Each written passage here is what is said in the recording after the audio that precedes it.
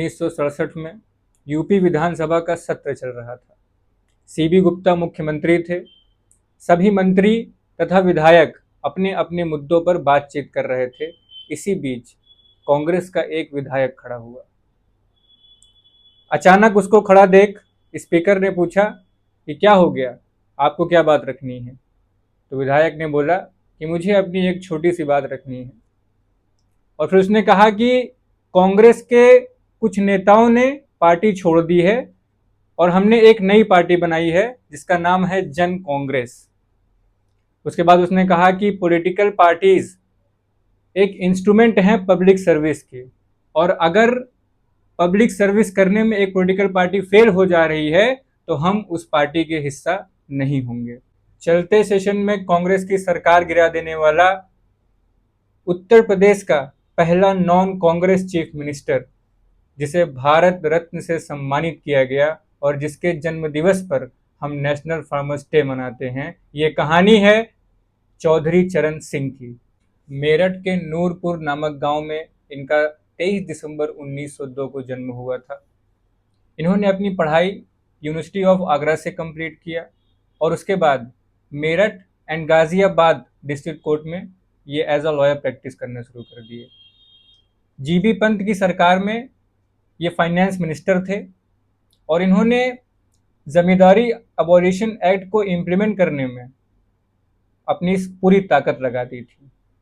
उसके साथ साथ सीबी गुप्ता की सरकार में ये होम मिनिस्टर थे और पुलिस रिफॉर्म में बढ़ चढ़कर हिस्सा लिया था।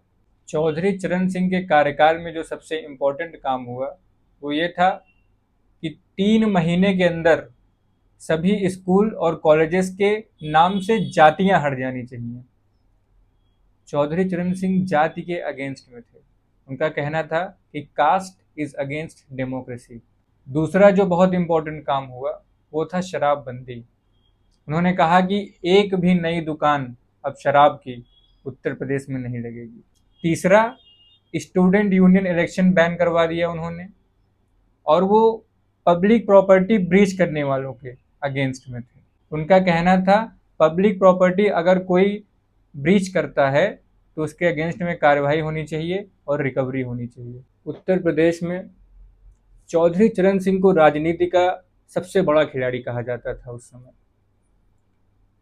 चौधरी चरण सिंह, सीबी गुप्ता, जीबी पंत, इन सब ने एक साथ राजनीति की शुरुआत की थी। आपस में बहुत अच्छे दोस्त थे, लेकिन राजनीति, पॉलिटिक्स, स्ट्रगल ऑफ पावर, इन सब के बीच इतने मतभेद डाल दिया और इन लोगों के बीच इतनी दूरियां हो गई कि उत्तर प्रदेश पॉलिटिक्स में ये सभी, और खास तौर पर सीबी गुप्ता और चौधरी चरण सिंह, ये दोनों इतने अगेंस्ट में थे। सीबी गुप्ता को मुख्यमंत्री पद से हटाने के लिए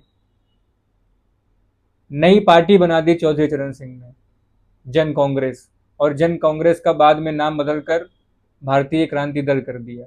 चौधरी चरण सिंह की उत्तर प्रदेश की राजनीति से ज्यादा इंटरेस्टिंग स्टोरी है उनके दिल्ली के सफर की। 1971 में पहली बार लोकसभा का चुनाव लड़े और हार गए।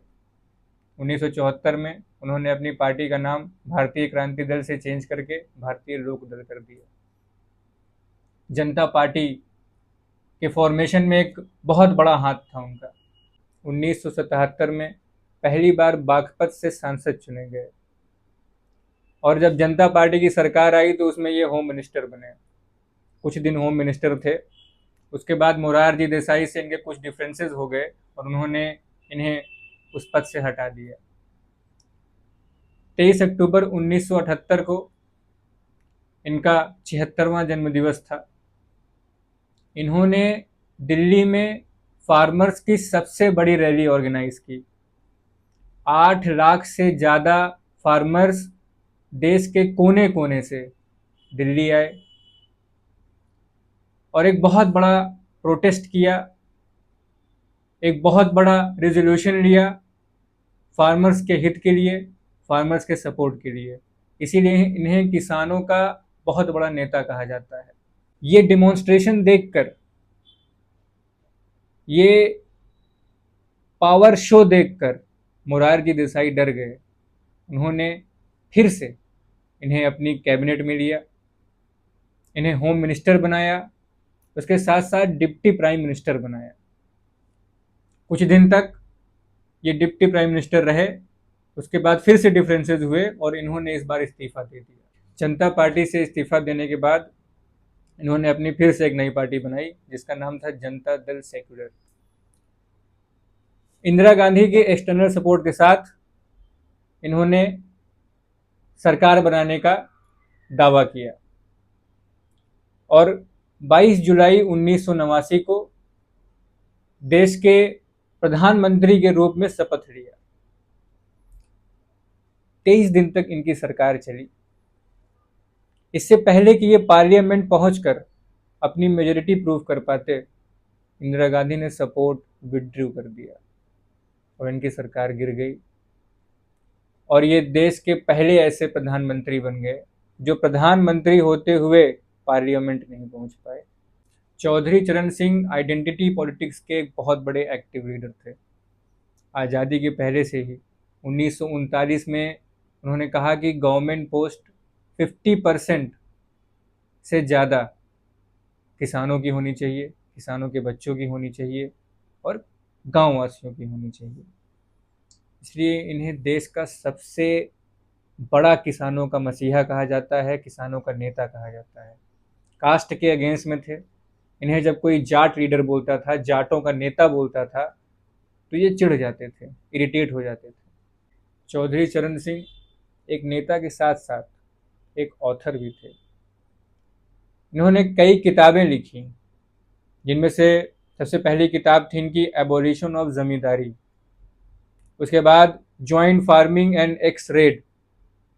उसके बाद India's poverty and it's solution, India's economic policy, economic nightmare of India. वैसे तो चौधरी चरण सिंह कांग्रेस के अगेंस्ट में खड़े हुए थे, पर कुछ पॉलिसीज कांग्रेस की उन्होंने अडेप्ट कर ली थी, जिनमें से सबसे बड़ी थी परिवारवाद।